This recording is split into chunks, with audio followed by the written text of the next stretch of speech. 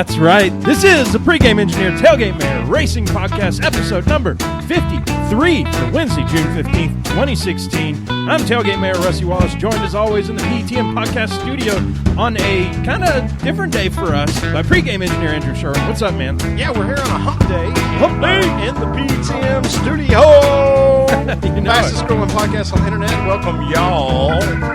As Rusty said, we're happy to be here. We're happy to be talking to you. We're going to talk a little NASCAR, and we're going to talk a little bit of other stuff, too. Yeah, why not?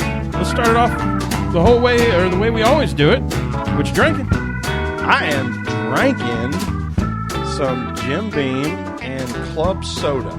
Well done. Well done. Yes. It looks good. It looks It's very not beamy, bad, huh? actually. Well, I don't think you ever been accused of making a weak drink, have you? correct. That's true. I'm drinking. It melted on me. Let's see. Most This of is it. the. Have I drank this on the podcast yet? The Ballast Point Grapefruit Sculpin.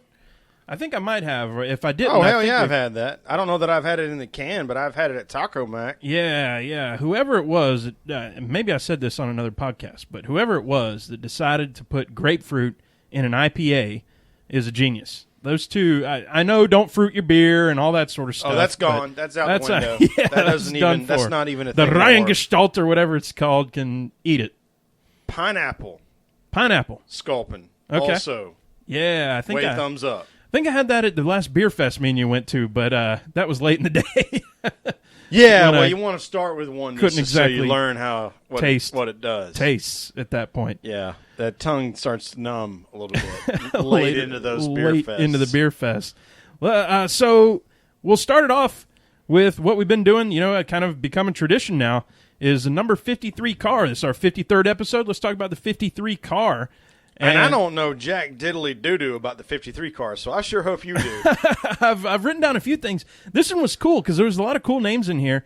Bob Burdick did 9 races in the 53 car. He's the only winner in that car number. And, a little local flavor for us, it was a 1961 Atlanta 500. So that was pretty Wow, cool. that's awesome. Yeah. So So the 53 car is only one at our home track. that's right. That's fun. So cheers, Bob Burdick. He passed away in Cheers. 2007 at age 70. So cheers to him. I took a couple other notes because I thought this dude has the coolest name, Slick Johnson. Slick. No, He can't even respond. no connotation there at all. No comment. Does he use lube? Slick Johnson, I'm sure.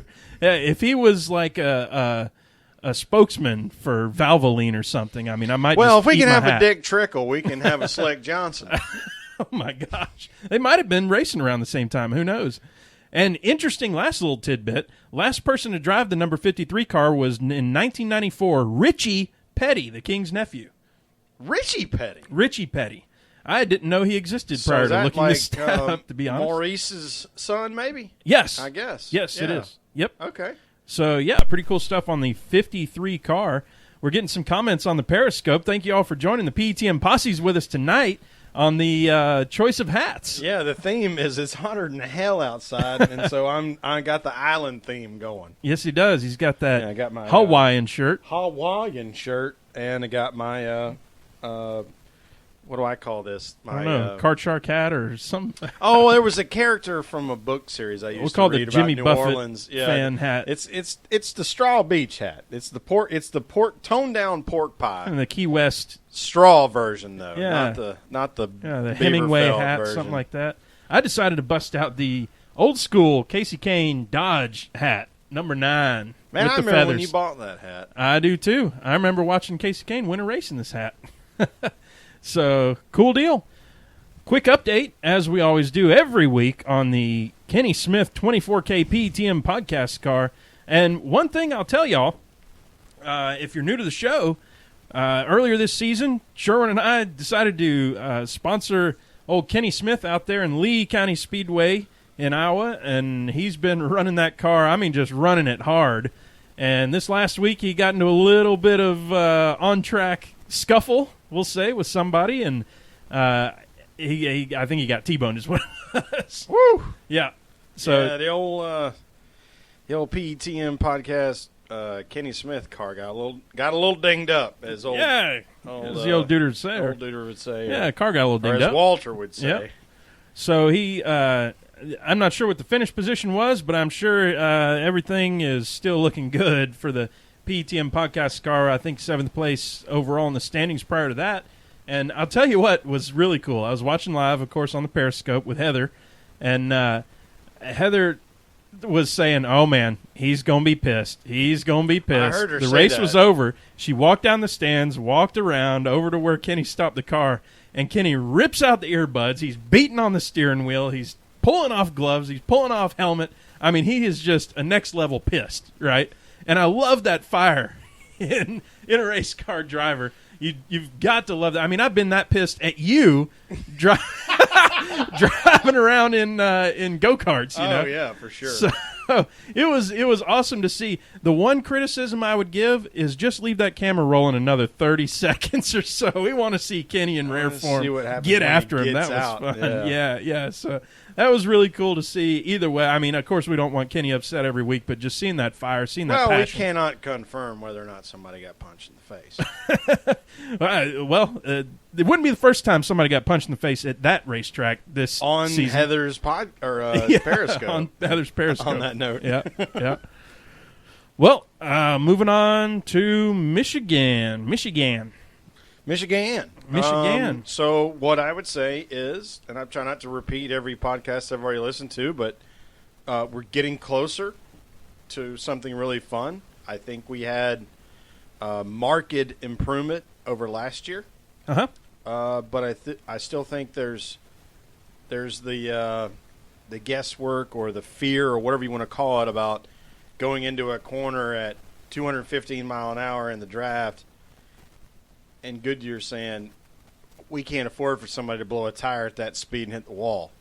So I think NASCAR is going to have to come in and say, how do we not go as fast? Yeah. And I think it's to rip the splitter off. Get some air up underneath that car.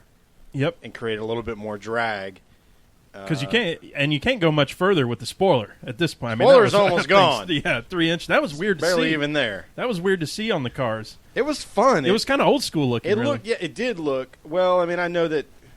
Yeah, I mean that. Hell, all you got to do is go back to like 77 or 78. We didn't have a spoiler at all. Mm-hmm. And the butt end, the ass end of them cars, as we call it, it looked kind of like that. You know, it had that feel to it. They did. They did. It was really tucked in. It was like, this is just a car. It's like a sedan.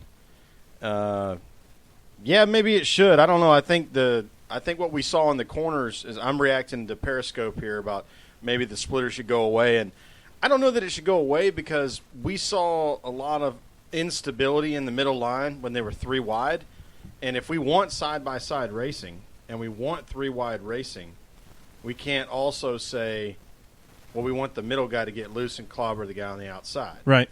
So, I mean, let's find a happy balance here. I think it's, with the splitter personally, I think it's, let's get the front end just a little bit up off the ground. Mm-hmm. And then we have to deal with some aero issues of if the car goes backwards, it has a much better chance of getting up. Like part of what the splitter does is if the car turns around backwards when it spins, it plants the front end on the ground. So no air can you don't get a lift because it has to escape somewhere. If it escapes up underneath the front end, then it has a chance to lift. If it has to escape out the sides, then it can't. And I think that's why we're at where we're at with the splitter. But maybe there's something else we can do there. Yeah, one of the criticisms, and it wasn't for me really. Somebody was saying, well, the cars were still a bit spread out, but I didn't think that was an issue with the race. You're going to get cars spread out, and then you have caution bring them back together, and then you have those great restarts that we had. You're going to have, we had 4 wide racing at Michigan at times. Sometimes 5. Sometimes 5. That was some accidental. It was nuts. 5 wides there. I didn't know Michigan had 5 lanes worth of cars. Well, it didn't. You didn't be able. For the last couple of years, you weren't able to get a run like that on a restart. Mm-hmm. Like the whole Kurt Busch, I'm going to get the outside run, draft up, and then I'm asking my spotter, how clear am I? Mm-hmm. It's like, do whatever you want. And he goes, shoom, 4 lanes. Mm-hmm. And then goes under 2 lanes of cars that are 3 wide, and then tucks back in and passes 7 or 8 cars on a restart. Yep. So I thought the restarts were cool. I didn't mind. I don't need 3-wide racing coming to the flag up front every time, every lap. If we wanted that, we would not hate push drafting. Right. I don't need that drafting every race. Let's save that for Daytona and Talladega. So one thing I will say is, if you look at the last 2 races at Michigan, particularly the one we experimented the most at, with a 9-inch spoiler with a duck bill, ridiculous, or a wicker bill, or whatever they call it. Yeah, the shark fin. Yeah, well, no, even the spoiler had that wicker bill. Oh yeah, I remember. Like I know what you're talking about. That much more, just churn. We definitely had a better race. Like by a bunch, had a better race for sure. But we still had drivers this week talk about how if you get out front, you know that's a really beneficial place to be. Well, I don't think we'll ever get away from that in stock car racing or any kind of racing. But I think the underlying message was the tire didn't wear enough because we started talking about fuel, and that's what I've been tweeting about for weeks now. Yep, you have. Yeah. Because of Pocono is when fuel. We will never talk about fuel mileage if tire wear is more significant than a fuel run can manage. Yeah. But you're right. You don't want the cars running 215 into the corner. I promise you, for those that are like really super upset about tire wear, you do not want your favorite driver to blow a tire going into 1 at 215 miles an hour, because even with safer barrier and all the things we've done with these cars, we don't know what that is yet because nobody's ever done it. Well, and I think NASCAR is starting to realize because they had this big push for speed for a while. Cars going over 200 miles an hour. The magic 200 mile an hour speeds. 200 everywhere we go. Yeah. Martinsville, 200 mile an hour. You're like, geez, guys, come on. We don't really care that much about speed, especially on these huge tracks like this. Let's see great racing. And I think part of the thing, one of the pluses that came out of this is what the drivers like Kurt Busch and Brad Keselowski have been talking about. They want drivers to run out of talent at some times. And I think with this sort of package, with this sort of downforce, you can run out of it. It's not just put it on the mat and get rolling. Well, we saw that happen with Junior. And not because of Junior, but we saw it because of Chris Buescher, who flat tried to hug the bottom and ran out of talent. Yep. And Junior got upset with him. We don't see Junior get upset with another driver very often. I thought that was poignant, especially when I listened to his Dale Jr. Download podcast. And he, 2 days later or a day and a half later, actually I think he did it the same day. I think he does it on the plane on the ride home. So he didn't have a lot of time to cool off. But what he said was, I have a right to be mad at him for that because it's everybody's responsibility when we go into a corner 3 wide to make sure everybody comes out of that corner 3 wide. If it means you have to lift or hit the brakes, that's what you're supposed to do. If you can't maintain your line, you don't deserve the spot. Right. So if you wash up and hit the other guy, and then another guy hits the other guy, because Junior wiped out Dinger. In the process, it's just one of them things. Yeah. So like I you know what, I thought it was cool. I mean, I don't want like the whole world to be yelling at Chris Buescher, because obviously he's developing. He's trying to learn. That was the newest thing he'd ever driven. That package at Michigan, he never seen anything like that. Right. Junior may have driven something like that 12 years ago that felt the same way. Yeah, good point. So I think it's a step in the right direction on this package. Closing out that absolutely that part. Yeah, if we close that segment with they're going the right way, thumbs up. Thumbs up NASCAR, Steve O'Donnell, the rest of your guys that remain sort of hidden. Yep. And they even they came out afterwards and said, "Yeah, we want to take that back to the nerds and see, what that looks like." They're also not making these drastic changes like, "Oh, everybody like that, we're going to run that for the rest of the year." And they're saying, "No, we're sticking to our plan. Let's take that back to the eggheads. They're going to look at that, and then we'll come back to you with something." So I respect that too. So I completely respect it. The only thing I'm concerned with is that we've now done this experiment 2 years in a row at Michigan. So what do we expect of our Michigan fans? Like their tolerance level. Now, I think they saw a really good race this past weekend. They saw a terrible race last year. Well, I mean, that's more props to President over there, Roger Curtis. Well, the guy is he's better at PR than anybody in NASCAR in terms of a track president. Yep. But how many times can you do it to him?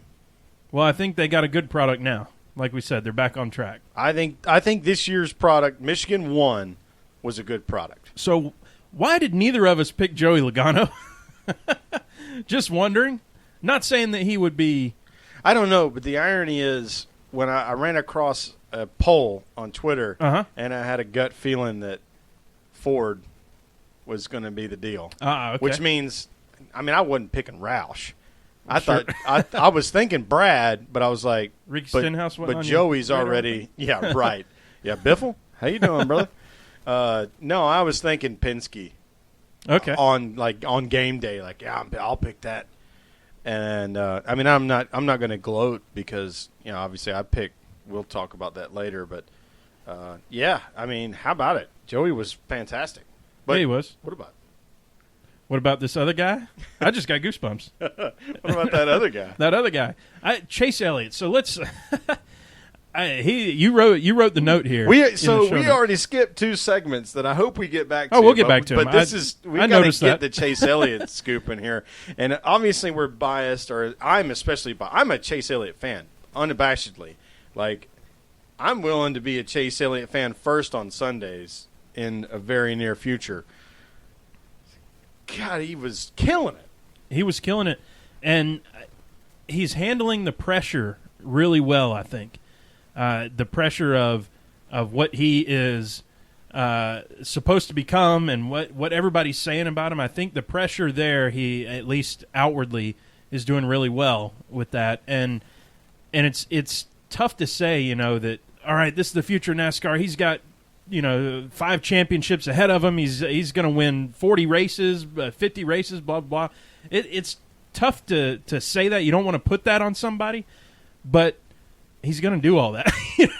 I hate the prognostication of career. Yeah. Because it's such a challenge. Yep. We've seen so many, everybody wants to overhype the guy that comes in. We had Casey Atwood in 2000 or 2001 when Ray Evernham first came back with Dodge and all that stuff. Yep. And he was supposed to be, he was the first guy labeled the next Jeff Gordon. Mm-hmm. He didn't even last 2 seasons. After a half of a second season, he was kicked out of the car. Right. So let's be real careful. Obviously, the Elliots are going to have staying power because they're going to have sponsor pull, because they're going to get talked about. Yep. And he's such a good Which kid. means he's going to be in Hendricks. He's got a tremendous ability to speak to the media and to talk to fans, and he's had a ton of success. I only want to talk about this year. I want to talk about getting excited about he's going to win. But when is it going to happen? Yeah, he's got to win. And I don't want to be too ridiculous about picking him every week as a dark horse. I don't think he's a dark horse anymore. I was going to bring that up. I was going to bring that up. Check the box. At what point is he no longer a dark horse? For me, he's not anymore. Yeah. And he was willing to. He took the blame for the loss at Michigan. Not loss, the not win. The not win. Yeah. He said, First loser. What was it? Second to last restart. He missed a gear. Yep. And it dropped him 5 places, and he had to race back front. He used his crap up. Yep. And then we had let's try to stretch the fuel caution. Nobody pitted, so he didn't get new tires. And he couldn't run down the leader. Yeah. But he still finished second. And when he was leading, he was a gone. legit leader. Yeah. Yeah, exactly. That was only 35 laps of 200, but he was gone. He was half a lap catching at one point, or half a straightaway, not half a lap. Yeah. He was maybe a straightaway ahead of everybody else. I went back and forth in the kitchen as I was cooking something late in the race, and somebody on the TV said that might have been Jeff Gordon. Well, the 24 car, I think he likes talking about that 24 car. Well, why wouldn't you? Of course. But that 24 car is a straightaway ahead, boys. It's like, yeah, he is. Yeah, he was. He was kicking butt. And it's that's why I wrote, in very simplistic language, dude's got it going on. He is fast. It's going to happen soon. Yep. And it doesn't matter what track, because he doesn't suck at any track, as he's proven thus far with, 7 out of 11 top 10? No, we just went in 15. It was 11 out of 15 top 10s or something crazy. Yeah. And 5 top 5s. What are you talking about? 3 second places? What are we talking about? Like, rookie? What? Rookie? Doing it. They were doing some stats, him against other guys, and I mean, they pretty much said Jimmy Johnson is the only one who compares to what Chase Elliott's doing right now. Not even Casey Kane. And Casey Kane, I mean, I know people will talk about him now, but when he was a rookie, he shot out of a cannon. But he had 5 top seconds, and he had 2, like, under 0.3 of a second finishes when he finished second. Yeah. Like, Kenseth edged him at Richmond by, like, the valence. Mm-hmm. And came back the next year and won like, headlight to valence. And there was somewhere else where it was Elliott Sadler's win at Texas. He was, like, on his door at a 190 mile an hour. Right. So that was like 0.4 of a second. And that isn't as good as Chase Elliott's been doing. Right. In case he had 5 second place finishes and 15 top 10s, I think. Something like that. Crazy. Unreal. So speaking of other sort of dark horse guys, Kyle Larson. You wrote a interesting point here about some. You put it in here. We call it bullspit on the old podcast. Right. Some sort of bullspit that people are spitting, saying that he'd be winning in better equipment. He's going to be out if he doesn't close in his third year. Well, it's the being out if he doesn't close. Like, that's crazy. Yeah. So finish your intro. Sorry, I stopped you. But I was going to start analyzing. Look what we have. We have a rookie. Well, not rookie. I keep saying rookie, but a young driver. This is good. This is a career driver right here. He's only 23. I don't think he is going anywhere unless he decides he's going anywhere. And you wrote it in the show notes here. Look at the number 42 car. It hasn't been a championship car, and I think he is the best chance at a championship car in the 42 or a championship contender car in the 42 that we've had in a long time. 42 car only has 2 wins. Excuse me, 2 TWO in 25 years. Yeah. And they were both Juan Pablo Montoya. Right. And at road courses, both of them. Courses. And they were like 6 years apart. Yeah. So let's, for real, pump the brakes. That's a pump the brakes segment. There you go. All right, let's pump the brakes for a second. Like, that car doesn't win. So the fact that Kyle is running as fast as he is and taking the chances he is to try to win is exactly what he needs to do. Mm-hmm. Because that car is just not quite there. That team is just not quite there.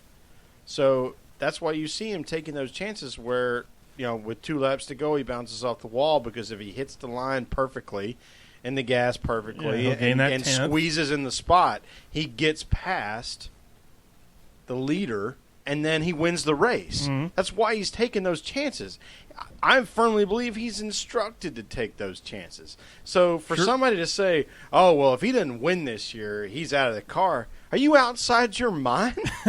You think Target is upset with the way he's racing? No. He's getting exposure every week. I mean, ask Spotter Brett. Like, I point to him all the time, and he has his own podcast with, the Dirty Mo Radio folks, but Kyle Larson is the show. Mm-hmm. He's not getting kicked out of that car. Yeah, I don't think it's one that you have to explore very long to see the history and to see where he's at. And like I said, he's a career guy if he wants to be. I think he's settled for absolutely 5-10 years, whatever it is, with that kind of level of talent. And he's gonna. I say, we need to keep a whiteboard of predictions that we can just put up here.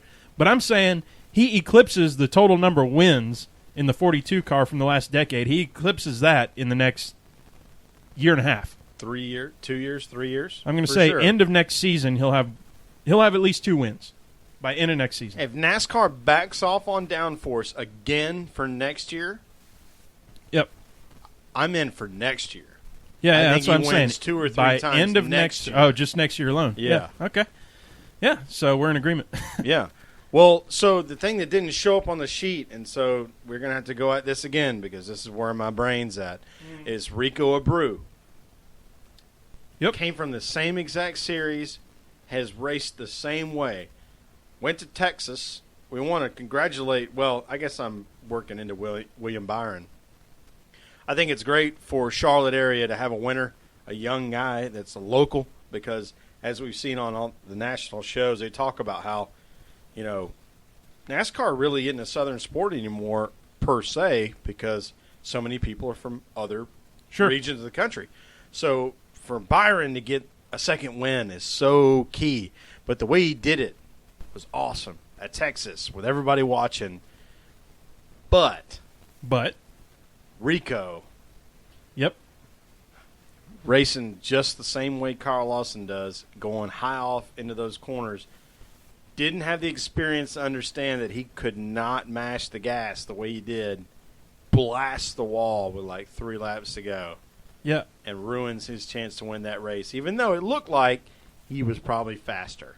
Yeah, yeah. And, of course, he's a fan favorite. He's got the sponsors. He's great on the mic, and so appreciative of where he's at and everything. And so, obviously, when I see him running high or running up top, I'm excited. But, like you said, William Byron, great win. Great story there, too. Well, it's so good. It's so good for the southern, whatever you want to call it, southern feeling about NASCAR. And we're not saying we want all the drivers to start coming from the Southeast. That's not what we want. I think it's great. We have all these drivers from California, Midwest, Northeast. Even we got 2 serious competitors from Washington State and Casey and Greg Biffle. We need that. And we got 2 serious competitors, even more serious competitors from Las Vegas. We need that. Yeah, that's Wisconsin. A very important part of the sport. Yeah, we got Cambridge and we got wherever Waukesha, where Menard is from. Mm-hmm. So those things are very important, but it's also very important for Charlotte to have a homegrown, because we need Charlotte to have a local presence. We need the local community, the upper Piedmont community, to be invested in rooting for a racer. And William Byron is that guy. He's already won twice in a truck. Granted, he's racing one of Kyle Busch's trucks, and those are really good trucks. Really good truck. But you don't get to race Kyle Busch's truck unless you're really good at racing. So it's a catch-22 in that respect. Yeah. Speaking of Kyle Busch vehicles, Daniel Suarez. Yeah, Joe Gibbs. Golly. He spent 2 years racing Kyle Busch's truck, and now, golly, I don't even know how to put this in the words. This is the most important thing that's happened in NASCAR on the positive side since I can't tell you when. Having the first Mexican-born driver win a race in a major NASCAR touring series is so important for NASCAR, because the Latin American community in the United States is huge. And as I've heard all week, and I would say anyway, NASCAR marketing needs to put the Latin American community on blast. Hey, you only get to see soccer so many times. We got 30 NASCAR races. Mm-hmm. Y'all come out and watch this, and one of your people is kicking ass.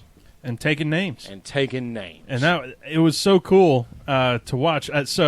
Our friend of the podcast, Jim Utter, not to be confused with Jim Utter, the sportscaster. Milk and Utters, or yeah, we're talking about the Milk and Utters. He's here, part of PETM Posse. He's on the Periscope and everything.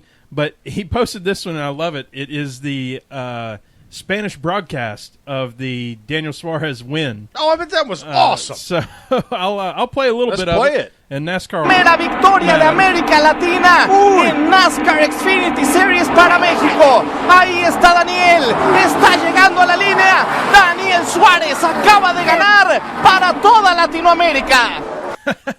He says Daniel Suarez has won for all of Latin America, is what he said at the end. I actually speak Spanish myself, but it was just the excitement that he had.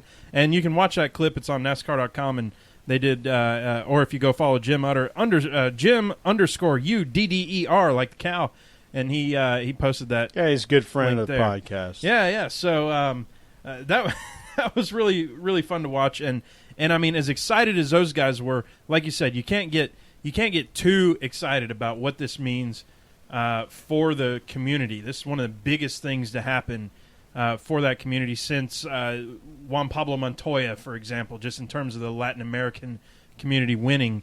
and being part of the scene.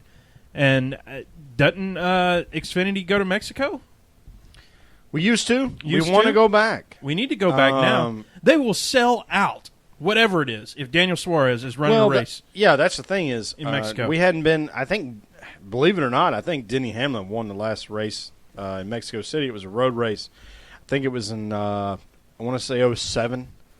So it's been a long time, but it's I'm getting old. It's a good time to go back. Yep. With Danielle. Sorry, I apologize. Daniel Suarez winning because, man, we got to bring that community in. We want that community in. We've talked about how important it is to bring Black African Americans into racing. We think it's strange to us that more people aren't behind Bubba Wallace. He's so easy to connect with. He's so personable, and he's so good. Yep. Like, he's on the verge. Like, these things are huge things for NASCAR, diversity-wise. I mean, everybody's beat the Danica horse to death. But what's the cool thing that's happening at Iowa this weekend? What is it? You know, the Decker girls, the sisters, You're right. They're on the entry list. Mm-hmm. We got, that's 2 or 3 girls that are going to be entering the race, and that's an important demographic too. We got to have that. We got to get this thing as big as it can be because we want it to be the best it can be. And the only way you can be the best is if all the best competitors are involved, and they're not all Southern white dudes. I was about to say the words Southern white. I was going to say guys, but dudes is right. But we're showing that now, and I think that's really cool and inspiration to anybody down in Mexico who's running a local track or something, or anybody, any of the. I think the female population is one that we're just seeing explode in the local tracks, which is really cool to see. Just more and more folks coming up, and the folks who are inspired by Danica or the Decker girls or whoever else in there, and even you look in other series and in drag racing and the Haley Force Moody, girls, Molly Hellmuth. I mean, it's awesome because we need all those demographics. Mm-hmm. If we want NASCAR to be the best thing it can be, we want all those things. Yep. And you look at the younger generation, you and I are on the very, very tip of the millennial generation. I don't consider myself to be a millennial. Well, and people get mad at me for that. It's weird they get mad. Like, Facebook didn't come out until we were done with college. I was 23 years old when Facebook started. Yeah. I was still in college, unfortunately, but yeah, we'll talk about that later. That'll happen. But, we need that demographic, and that demographic hello. That demographic says, I don't care what you look like or what sex you are or where you came from. If you can do the thing that I want to root for, we want you here. Mm-hmm. So the only way to develop new NASCAR fans is for them to not be concerned at all about whether there's somebody that's being discriminated against. Yep. It's just, can I show up and see all the things? Yep. Because I want to see all the things. And if we've got women and we've got Latinos and we've got black people and we've got an Asian contingent, if we've got all those things, we're going to win. Yep. As fans, because we're going to get what we want, which is the best competition possible. Yep. So, I think we've run out of that. Let's talk about some cheaters. Woo-hoo-hoo. That was extra long right there. Woo! We've already talked about him a little bit. Kyle Larson. Kyle Larson pulled a Casey Kane at Dover. Yeah, pulled a Casey Kane thing, and props to NASCAR. They said you're getting the same punishment as Casey Kane got, so they're being at least consistent in all of that. And he failed. What was it? Failed the post-race measurements, meaning like you've been talking about for a while. He failed the post-race lasers. Yeah, so probably some part that was made to be weaker and it broke, and then now everything's off center and blah, blah, blah. Right, his crew chief's pissed at him for not hitting the wall on the backstretch during the cool-down lap hard enough. yeah, or right. whatever you want to do. Yeah, or too hard, or whatever you want to call it. Dramatize it a little bit, But Yeah. he's got an interim crew chief right now. In Phil Surgeon. I'm not even. I don't even know who he is, to be honest. It looks like Surgeon. Surgeon But or is it Surgeon? Yeah. Well, there's no O before the N, so Right. it's like Surgeon. It's not Surgeon. Yep. All right. We spent too much time on that name, but he was fined $25,000, which being an interim crew chief, and then you're fined $25K, you're probably like, He damn dude, sure doesn't have that. yeah, you're probably like, He's looking at the team owner going, hey, man. I'm gonna need a little assistance with Can you help me what out your with guys that? back at the shop have been putting up. Like, I can put some elbow grease in the future. Yeah, I might need to wash some dishes or something. but, like, when this thing comes due, like, 3 days from now, you're going to have to help me out. So, I mean, I think that, obviously we've seen this. It wasn't just Casey. Who was the other one that got dinged on that one? The first name that came to my mind was Jimmy Johnson, but I that's thought just Dylan got dinged on one of those. Okay. But I don't. Casey wasn't the first one. That no, was the he thing. absolutely wasn't. So there was Biffle definitely got one of Okay, these. okay. Apologies to Dylan fans if I overspoke there. I shouldn't just be name calling for the sake of it. Casey was not the first person to fail the post race lasers. Yep. I think Biffle was. Okay. So they're being consistent with the penalties. They're being strict about it too. So I think now, everybody always knew the rule, but I mean, everybody knows this is what's going to happen. And I don't know why anybody at this point forward is going to bring that type of adjustment to the racetrack. That didn't work. Try something else. I like it. We talk about cheating a lot because me and you just It's hilarious. we call them cheaters. Trying to, and we sound patronizing or whatever. But I love that stuff. And we talked about with the Kyle Busch thing where they like super duper glued JB welded like one of the lug nuts on and filed down the stud or whatever. Like that's a cool cheat right there. There's a machine down threads. Yeah. So that's I cool guarantee stuff. you this is the only hobby NASCAR podcast that's where both hosts have read Tom Jensen's book about cheating, the bad things good racers do in the pursuit of speed. It's one of my favorite books Guarantee it. of all time. Well, let's just talk about it for a second. That book, you've got to read that book and hear some of the old school stuff, and then that's when you start seeing stuff today that you're like, that's a cool cheat right there. That's a neat one. The first guy who did do it, maybe it was Biffle, the first guy who did do let's just make this part really weak so that it breaks, and then now we get more downforce on the track. That's a cool cheat. That's a good one. Good for you. Or like we just said, it was a few years ago following down at the Charlotte in the chase where Brad was following Jimmy Johnson and saying, or maybe it was either Dover or Charlotte. So forgive me for the place; it doesn't really matter. But Brad's following him, and Brad's fast as hell. Mm-hmm. And Brad's looking at what his car does when it goes remember down this. in the corner. He goes, "What the hell are they doing? Because we are not doing that." They got some weird, funky stuff. And then 2 races later, Hendrick got busted for cheating for having non-metal parts where they were supposed to have metal parts. They had some kind of a rubber part that was flexing to get the side force thing, that cattywampus crab claw thing, or crawl. Golly, I can't talk. You talk. I still say my favorite cheat of all time has to be the 1,000-foot long the fuel line that was not 1,000 feet, but it was probably 100 feet long. Was a fuel line. Oh, it went all through every roll bar. Through every roll bar, yeah. everywhere. You could fit another 1.5 gallons of gas through like a whatever you want, like a 2-gauge. My favorite opening. was when NASCAR entrusted Smokey Unick to develop the appropriate templates for the different, the different makes. I think I know where you're going. And so he developed his own template. I think he was building Chevys at the time. Yep. Maybe he wasn't.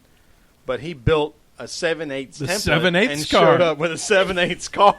He showed up with like a 7/8 Chevelle or whatever they were racing then, or in 68 or whatever. I think it was 68. I don't know. I'm making up years. I think it was a Chevelle that he showed up with, and he had built a 7/8 template, and he had kind of snuck it in Yep. Because The 7/8 at that car. time, you could run like 4 different years of a car.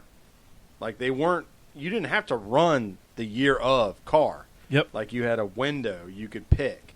And based on the body, you had to maybe run a different motor too. Because of aerodynamics and horsepower and all that crap. And Smokey showed the racetrack with 7/8 of a car.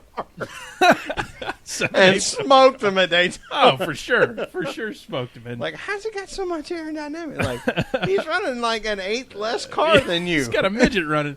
That's that one, you remember the basketball in the fuel tank thing? Love that one, too. That one's great, where they said, all right, well, you only get a, whatever it was, 13-gallon tank at this one.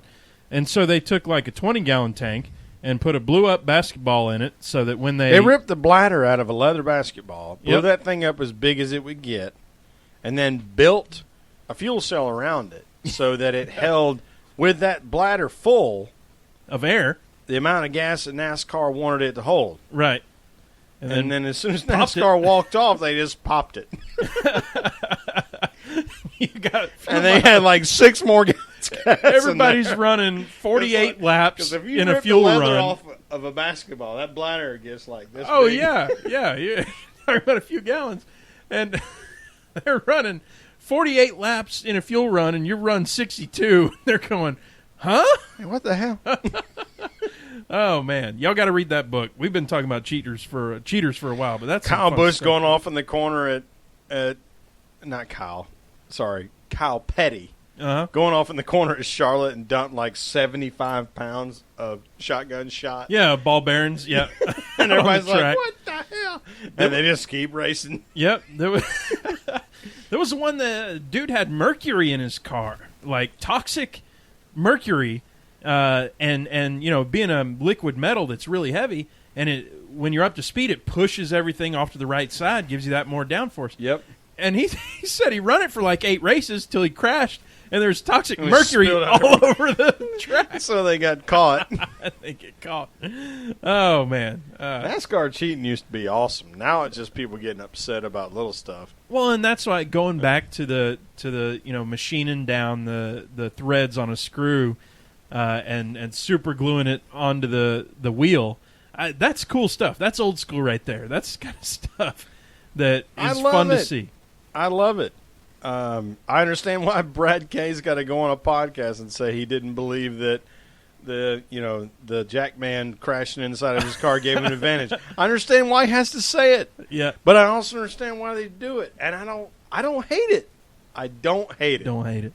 So we're going into Father's Day weekend. A little less, no cup race this weekend, so we can't do picks. We can do picks on trucks and Xfinity. Oh boy, Were you prepared? I am not even a little bit prepared for okay, those. that's fine. But maybe we'll do podcast picks. In other words, Sherman gets a pick, and I don't do anything. I'm picking Elliott Sadler, just because. Dang it, I love that guy. Yeah. I mean, so No, on that's- that note, that's not who I'm I picking would pick, Spotter but- Brett. There you go. But got A lot of people were pissed that Brad Kay was entering the race. It's like, hey man, you're the only Cup guy. What are you doing? Yeah, what Why don't you doing? put like anybody else in that car? Yeah. Just What is the story? Yeah, good point. Did Good Discount Tire like demand they have a Cup driver, or point. what's the Especially, story? I mean, we're in Iowa. He's won like 3 of 6 races that he's raced there. Yeah. So like, hey man, you already have one there. You know, if NASCAR came down and said, "Look, you can't race on Father's Day weekend. Not now. You can't." Why say not it, race your own truck the night before? Like if you're going to race at Iowa, why not race your thing? Race your truck that is performing the least. Yeah, and let us watch the Deckers. Let us watch. Because 42 cars have shown up or have entered, Oh wow! which means 2 of them are going home. I certainly don't want that to be the Deckers. That'd be a lot more fun if they made the race. Yeah, than But seeing Brad Keselowski win. What would Well, you rather the thing see? is, the 22 is running for the championship, so whoever was in it was probably going to qualify. Sure. But why not let that be Ryan Blaney or even the J.J. Redick that's running from them in trucks. How about get J.J. him? Redick, the basketball guy? J.J. Redick, sorry. Tyler Reddick. Ridiculous. Tyler Reddick. That's probably like a decade ago, and I'm way off. No, he's still playing. I remember. I still hate him because Duke. he went to Duke. Yep. But, no, how about not let Tyler Reddick get that ride in his first, his first start in the Xfinity Series? Mm-hmm. Why not do that? Why is Brad racing that race? It's a good question. Discount Auto or whatever they're Whoever you're I running? think it's Discount Auto. Like, hey, man, Hey, for sure man. chill out and let young people develop. And Brad, hey, man, you have like a 13-month-old. Stay the crap at home. Hang out why with are you your going to Iowa? girlfriend who you're not willing to marry Uh-oh. and, your daughter. So, how about U.S. soccer team? A year ago, we were talking about the women's Copa World America Cup. Centennial! But yeah, host nation, huge deal. Host Nation, 100th anniversary of the Americas tournament. I've been watching every match. I haven't been texting with you much, but I don't know why. I think your phone's broke. I've been punching walls and yelling at TVs. I know my phone is broke. But I've been watching every match. It's been fantastic. And, y'all, we're getting a MLS team here in Atlanta next year. And Sherwin and I are both in March. founding members or whatever you call that. So yeah, we're all excited about that. But we've been excited. You can go back a year ago now that we talk about, we've been doing this more than a year. And, a year ago, you and I were men's talking in about 2014, Yep. women's in 2015. Women's in 2015. We've been getting all raising excited. hell about soccer for a while. Yep. Y'all, I'm telling you, if you're a NASCAR fan, you're probably a patriot. You're probably a guy or a gal who is proud of America. And there's nothing that I've ever seen that brings everybody together like rooting for the American soccer team. For sure. And it's really cool to see that, especially right now in this election season. Everybody's hating on each other. When you sit down and you watch that soccer game and you see all them fans in the stands and you're at the bar with everybody else, man, it just feels good. You're like, you know what? We're going to do just fine. Whoever's elected, whatever's happening right now, we're doing just fine.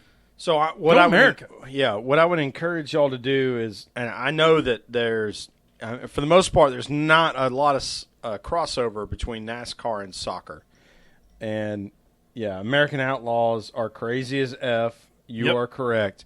And what I would encourage listeners of this podcast to do, when you get maybe a little turned off when we start talking about U.S. soccer, go Google, or YouTube rather, I believe that we will win, and tag 2014.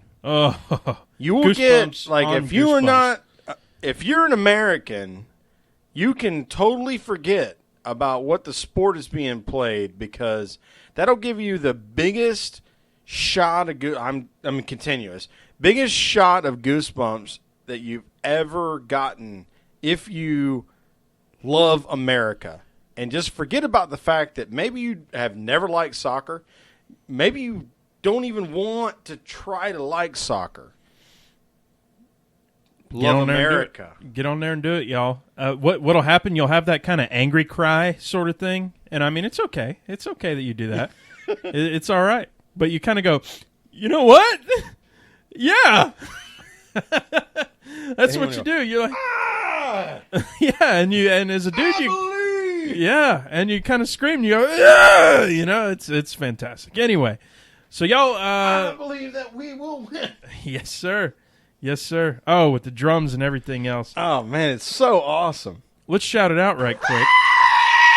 Whoa, hello to one of the handles that you've that you're working on. What you drinking? What you knowing? Young all follow what you drinking at what you drinking exactly. Well, it's phonetically spelled, but what you knowing? Y'all eating anything fun this way? We got Father's Day weekend coming up. Hell yeah, we do. So who's putting something on the grill, something on the smoker, something on you going home barbecue? To eat with your dad, or are you taking food home to your dad, or is your dad coming to you? We want to hear from you on the old podcast Twitter handle. I am strongly considering a full boat Boston butt all day Saturday deal. Yes, sir. Turn it into barbecue to take home on Sunday to hang out with my daddy. Yes, sir. Yes, sir. Have fun. My daddy lives a long way away from here, but of course I'll be on the phone with him and all that. I'm definitely. I mean, I got to smoke something. It's summertime in Atlanta, hot Atlanta. We gonna smoke something hot. It's gonna be good. Summertime. Well, about time to close this thing out, don't you think? Yes, I do. Yes. Let's do that as soon as I can find our theme music. And there's our theme music as I'm bringing it up. And when you hear the theme music, you know what that means. He's twiddling his fingers, twiddling his thumbs. We've got the jelly bean. You got to get closeout the jelly challenge. beans. These are the beer-flavored jelly beans, y'all, if you ain't been with us for too long. And we just going to stuff this in our mouth. Sherwin's playing with the fart gag. We're just having fun now. Oh, Turn it off at this point if you don't want to hear two idiots just talking on a microphone. now we just got jelly beans going, and we're going to do some work on the fart gag here. Hey, y'all don't forget. Y'all go out there and get your sticker. Ooh, That was a good one there. That was a good one. Y'all get I might your have to sticker. close on that one. I might have to close her up. What you do, you just go on Twitter, send us a tweet, send us a DM, go on our website. Website's PETMpodcast.com. The Twitter's at PETM Podcast. Y'all send us something, get us your, and get your sticker. Free sticker. Get on the Wall of Fame. Destination sticker. It's really nice, fun sticker. Mm-hmm. Been a lot of places. It's been held by a lot of racers. Very true. So why don't you follow me Limit. and my personal account at PreGameENG. And y'all look me up, old Rusty, at Tailgate Mayor. Spelled the same way it's supposed to be spelled. As you'd think. And we're going to talk to y'all next week. Thumbs up.